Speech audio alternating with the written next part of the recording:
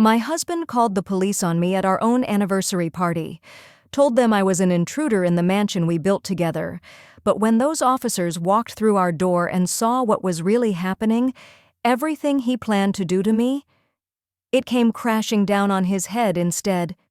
Y'all, before I get into this story, do me a favor, hit that subscribe button right now.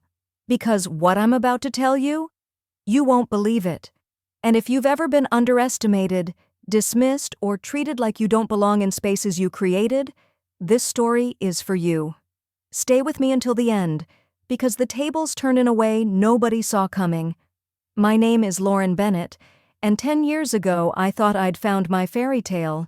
I was 28, building my career as a software developer, and I'd just finished creating an algorithm that could revolutionize property management systems. I was nervous, excited, standing in front of a room full of potential investors, and that's when I saw him. Trevor Bennett. Old money, real estate empire, the kind of man who walked into rooms and made them quiet. He asked all the right questions that day, stayed after everyone left, and told me my work was brilliant. 3 months later, we were inseparable. A year after that, I was wearing his ring. I wish I could say I saw the signs back then, but love makes you blind, doesn't it? His family was polite, but cold. His mother would smile at me across dinner tables while her eyes stayed ice. His business partners would shake my hand and then turn their backs mid-conversation. But Trevor would hold me close afterward and tell me they just needed time, that they'd come around.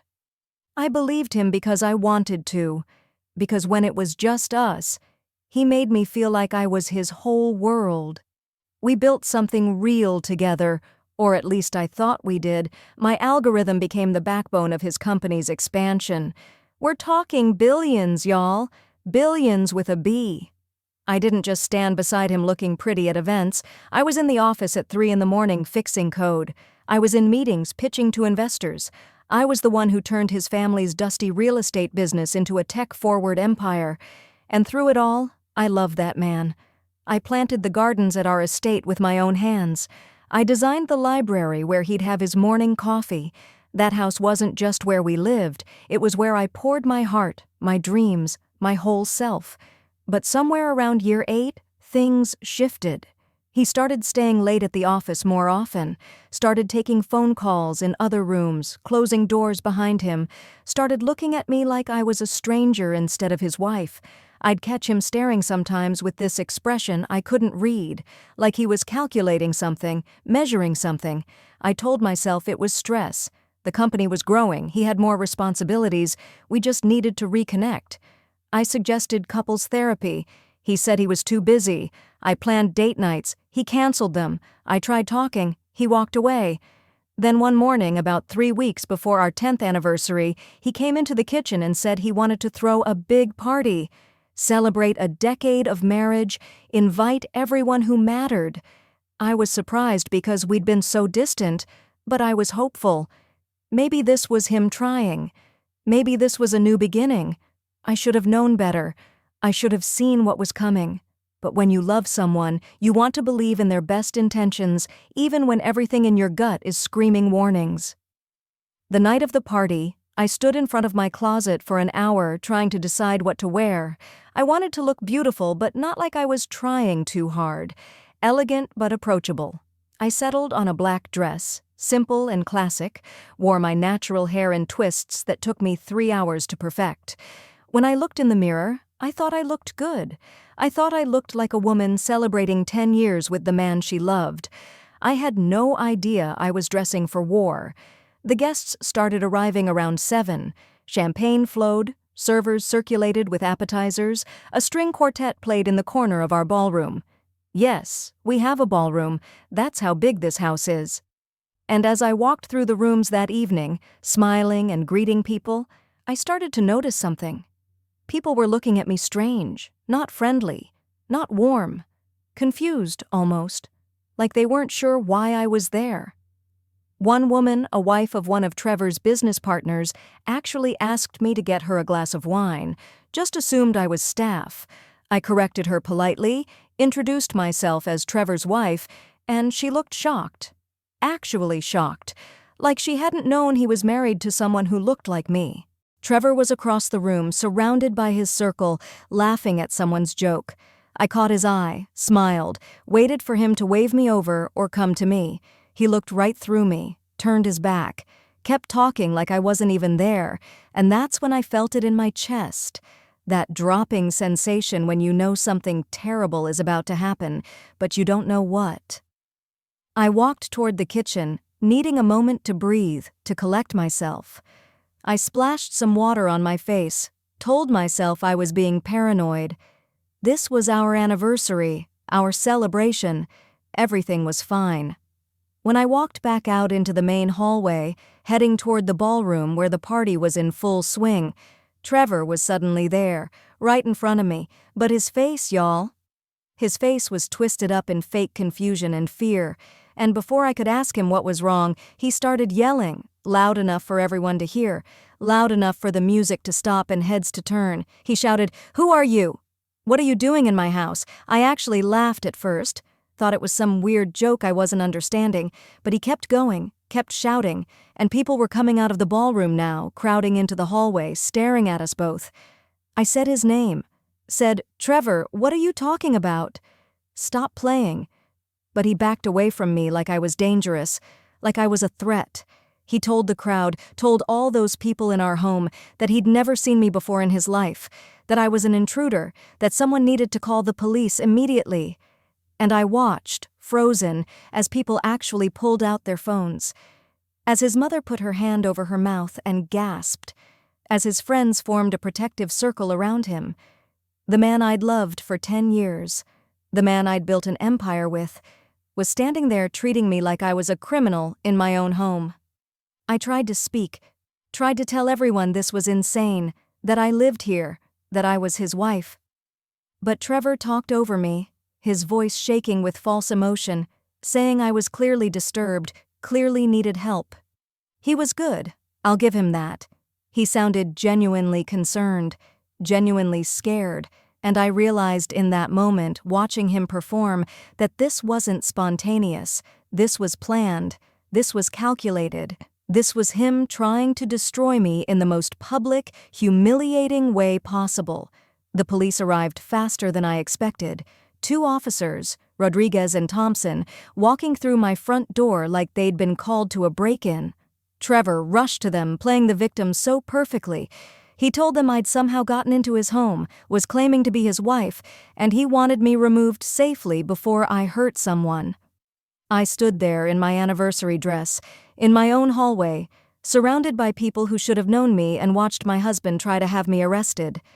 Officer Rodriguez looked at me, looked at Trevor, looked around at the mansion and the crowd of well-dressed guests. I could see him trying to piece it together. He asked for both our IDs. Trevor produced his, immediately, confident and calm. The address matched. The house was in his name. He owned it, he had proof, and he wanted the crazy woman removed from his property. Then Rodriguez looked at me, asked if I had identification. I pulled my license from my clutch with shaking hands. Same last name, same address. The officer's eyebrows went up slightly. He asked Trevor to explain why this woman had the same address on her license. Trevor didn't miss a beat, said I must have somehow gotten a fake ID, must have been stalking him, must have mental health issues. His voice dripped with fake sympathy. But Officer Thompson was looking around now, really looking. He pointed at a framed photo on the hallway table. It was from our wedding. Me in white, Trevor in a tux, both of us smiling. He asked Trevor to explain that.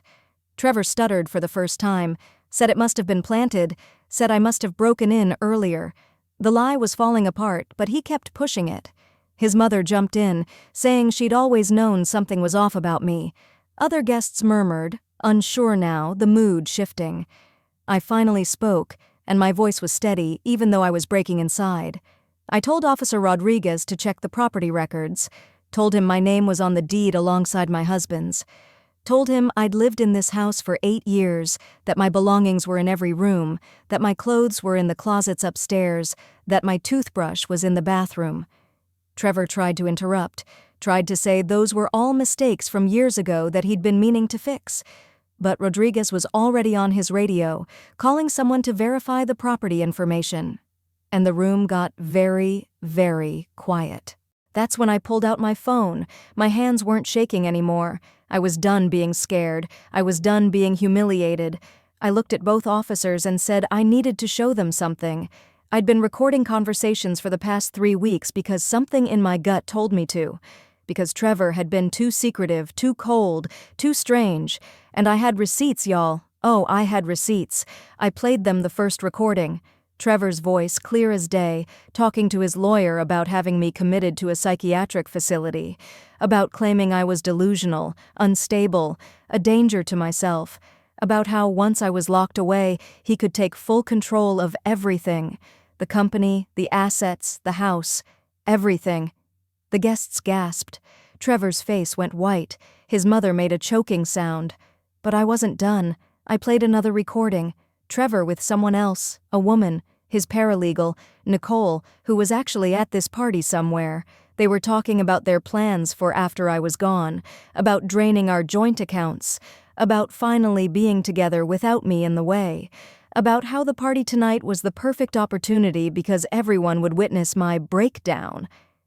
Officer Thompson stepped toward Trevor now, his hand moving to his belt.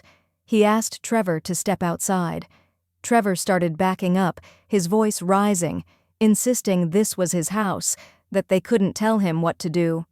But Rodriguez cut him off, explained very calmly that filing a false police report is a crime, that what they'd just heard on those recordings suggested fraud, conspiracy, and attempted coercion, that Trevor needed to come with them right now. I'll never forget the look on Trevor's face when he realized what was happening. The shock, the disbelief, the rage underneath it all. He tried to argue, tried to charm them, tried to pull the rich man card, but I pulled up more evidence on my phone, bank statements showing him siphoning company funds into secret accounts, emails proving he'd been selling proprietary information to competitors, everything I'd quietly gathered over 3 weeks when I knew something was wrong but couldn't figure out what. I'd been thorough. I'd been smart. And now it was all coming out in front of everyone who'd looked at me like I didn't belong. Thompson pulled out handcuffs, actually put handcuffs on Trevor Bennett, Billionaire, in his own foyer during his anniversary party. Trevor started yelling then, really yelling, saying this was ridiculous, that I'd orchestrated all of this, that I was the criminal.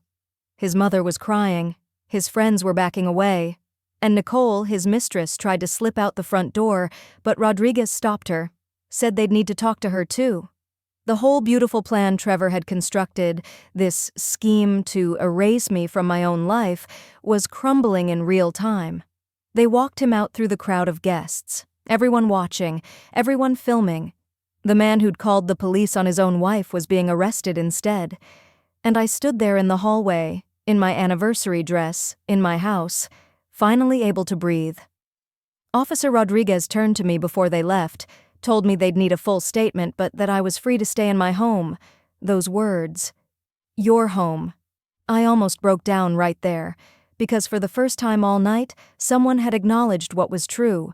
This was mine. I'd built this, and nobody was taking it from me. After they left, after the guests scattered in shock and embarrassment, after the servers quietly cleaned up and left, I walked through every room of that house, the library I'd designed, the garden I'd planted, the office where I'd worked countless late nights building the algorithm that made us billions.